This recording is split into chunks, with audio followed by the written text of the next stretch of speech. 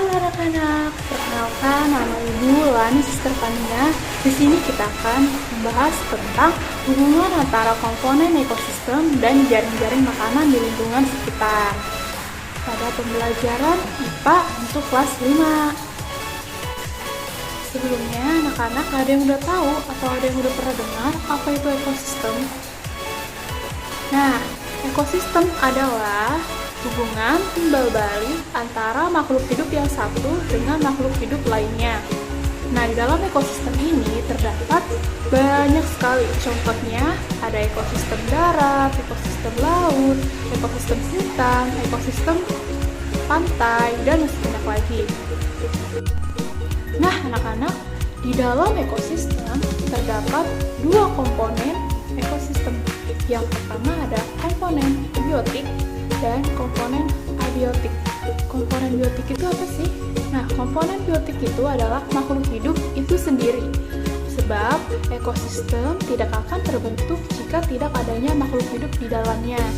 Contohnya hidup manusia, tumbuhan, hewan, dan organisme lainnya.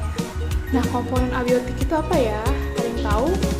Nah, komponen abiotik itu adalah komponen fisik dan kimia yang merupakan medium atau tempat berlangsungnya kehidupan atau lingkungan tempat hidup. Nah, contohnya itu ada air, udara, cahaya matahari, tanah, dan suhu. Perlu anak-anak ketahui, dalam ekosistem terdapat yang namanya rantai makanan atau jaring-jaring makanan. Nah, rantai makanan ini tidak pernah terlepas dalam setiap kehidupan makhluk hidup.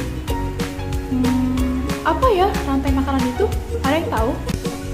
Nah, rantai makanan adalah serangkaian proses dimakan antara makhluk hidup berdasarkan urutan-urutan tertentu yang terdapat peran-perannya sendiri seperti produsen, konsumen, dan pengurai dalam kelangsungan kehidupan makhluk hidup.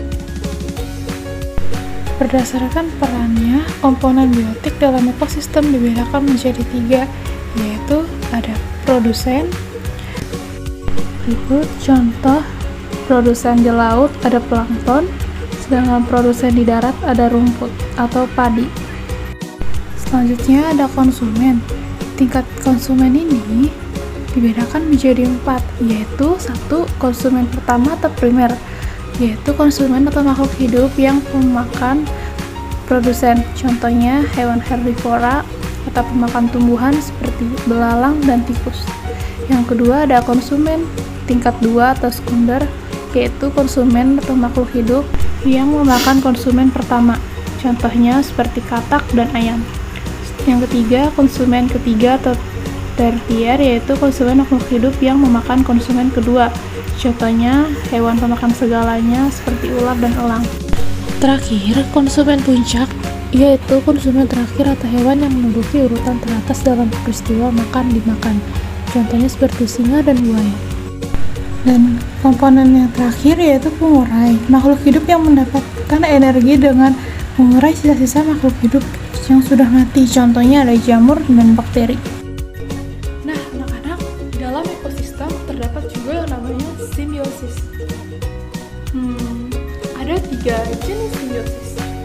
Jenis yang pertama yaitu ada mutualisme, yang kedua komensalisme, dan yang ketiga ada simbiosis parasitisme.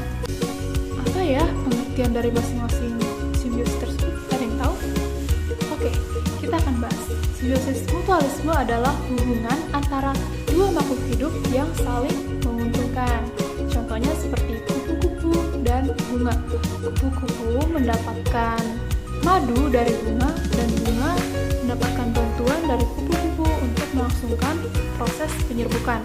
Yang kedua ada contoh burung dan kerbau.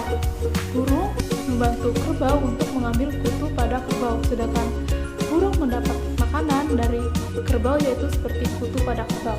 Jadi saling menguntungkan dan tidak ada yang saling dirugikan.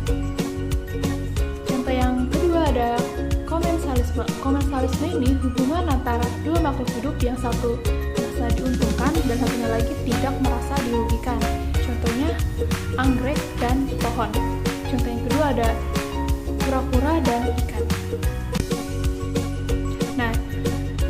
jenis yang ketiga simbiosis itu ada simbiosis parasitisme, yang dimana yang satu merasa diuntungkan dan satu lagi merasa dirugikan. Contohnya seperti nyamuk dan manusia, statistiknya contohnya tumbuhan inang dan benalu.